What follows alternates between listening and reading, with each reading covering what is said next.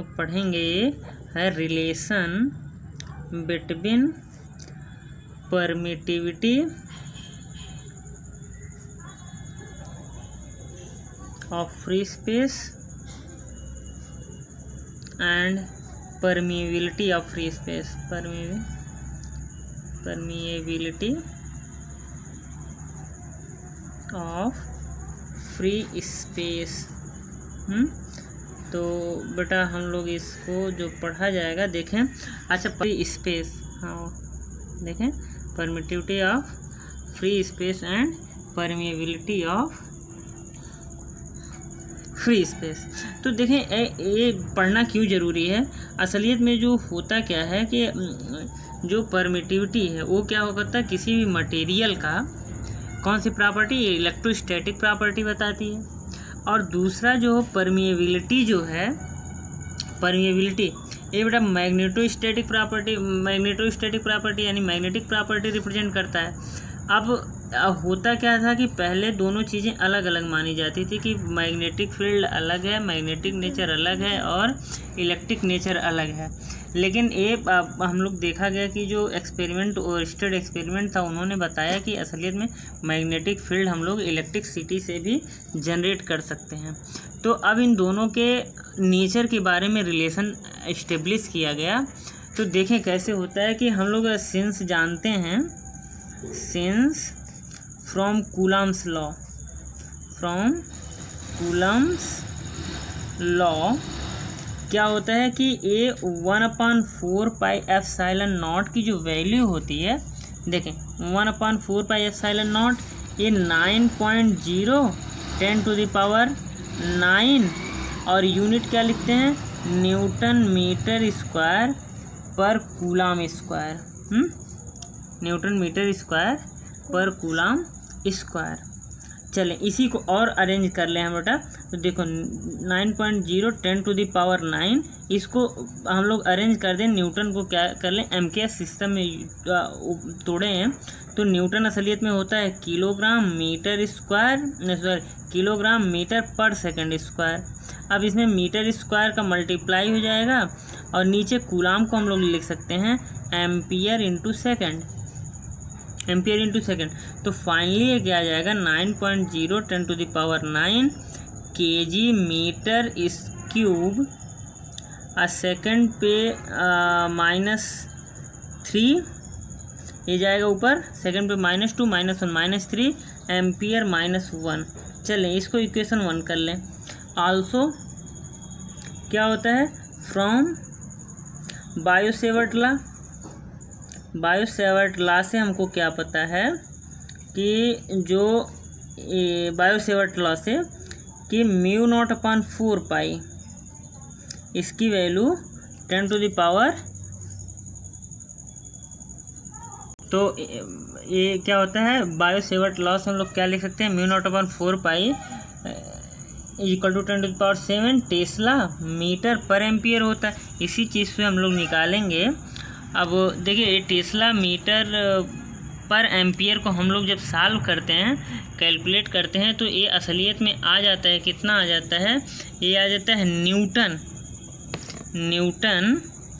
तो इसको लिख सकते हैं 10⁻⁷ न्यूटन पर एम्पियर स्क्वायर।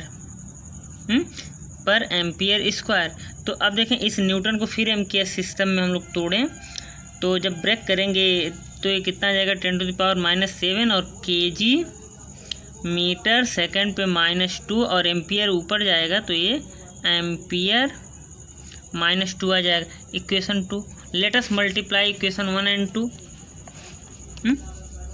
हम लोग क्या डिवाइड करते हैं, डिवाइडिंग इक्वेशन 1/2, इक्वेशन 1/2। तो जब इक्वेशन 1 देखें क्या है, 1/4πε0 है और इधर कितना है, 10⁹ है। अब देखें इसकी यूनिट कितनी है, kg metre cube second -3 ampere -1। अब देखिए जब इसको डिवाइड करेंगे तो ये डिवीजन का मतलब होता है कि उसके रेसिप्रोकल का मल्टीप्लाई कर देना। तो ये डिवाइड हो जाएगा तो 4π म्यू नॉट का क्या हो जाएगा, मल्टीप्लाई हो गया। और यही इधर कितना हो जाएगा, इधर हो जाएगा 10⁻⁻7 और ये यूनिट कितना है इसका, kg metre second -2 ampere -2 ampere -2 है। इसको -2 यहाँ लिख दें। इसको सॉल्व करेंगे तो ये देखिए 4π कैंसिल आउट हो गया, ये 1/ε0 म्यू नॉट आ गया। इधर जब सॉल्व करेंगे देखिए केजी से केजी कैंसिल आउट हो गया और एम्पियर से एम्पियर कैंसिल आउट हो जाएगा, ये सेकंड से सेकंड कैंसिल आउट हो जाएगा। तो ये फाइनली जो बच जाता है, ये देखें ये ऊपर चला जाएगा 10⁻, ये 9 है, 9 10⁻9, तो ये 9 10⁻16 हो गया। और यहाँ बचा क्या, देखिए ध्यान से, मीटर से एक मीटर कैंसिल आउट हो जाएगा, तो ये मीटर स्क्वायर सेकंड पे -2 बच गया। मीटर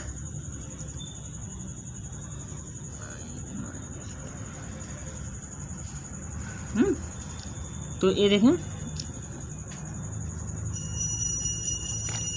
तो ये कितना हो जाएगा, मीटर स्क्वायर सेकंड पे -2। ये अब इसी चीज़ को हम लोग ऐसे लिखते हैं 3 × 10⁸ मीटर पर सेकंड होल स्क्वायर। तो ये देखें 1/μ0 कितनी वैल्यू आ गई, तो इसी को क्या लिखते हैं 3 × 10⁸ मीटर पर सेकंड, ये होल स्क्वायर है, तो इसको लिख सकते हैं 1/√μ0 अब देखें ये क्या दिख रहा है, मीटर पर second unit of the speed, और 3 × 10⁸ होता है स्पीड ऑफ लाइट। तो बेटा इसको लिख सकते हैं c = 1/√μ0 where c = 3 × 10⁸ मीटर पर second is speed of light.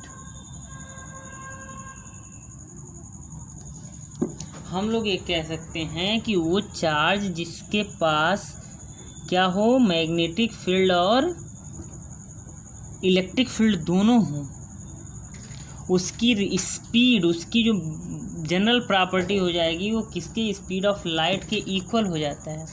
और यही एक कॉन्सेप्ट अगले चैप्टर जो इलेक्ट्रोमैग्नेटिक इंडक्शन है उसको ये यूटिलाइज करता है। और वहाँ हम लोग पढ़ते हैं कि स्पीड ऑफ लाइट या स्पीड ऑफ इलेक्ट्रोमैग्नेटिक वेव कैसे डिपेंड करता है इलेक्ट्रिकल प्रॉपर्टी पे और मैग्नेटिक प्रॉपर्टी पे। और यही चीज़ हम लोग जब दूसरे मीडियम के लिए, फ्री स्पेस के लिए था,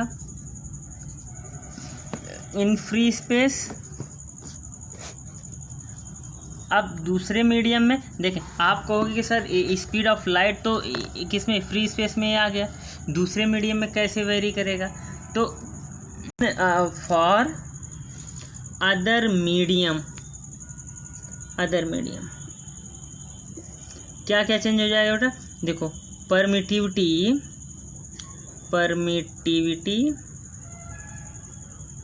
ये कितना हो जाएगा, k∈0, और k क्या है, डाइलेक्ट्रिक कांस्टेंट।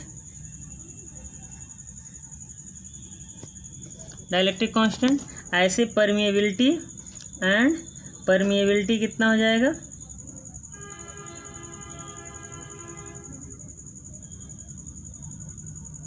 परमिएबिलिटी ये हो जाता है μr।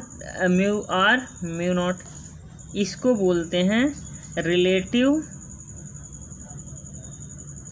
Permeability.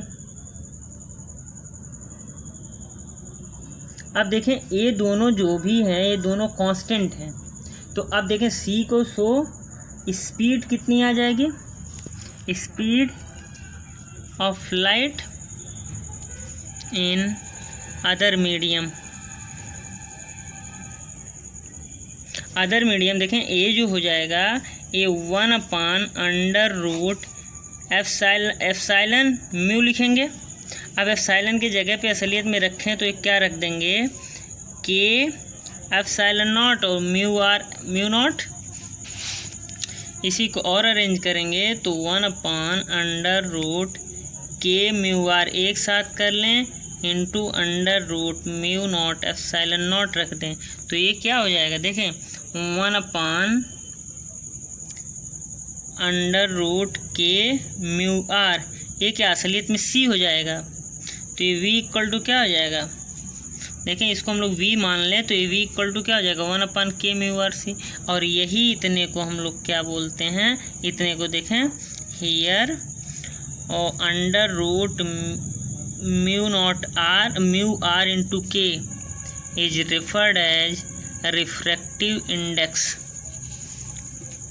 So v equal to c/n लिखते हैं कि नहीं लिखते हैं, और n इक्वल टू c/v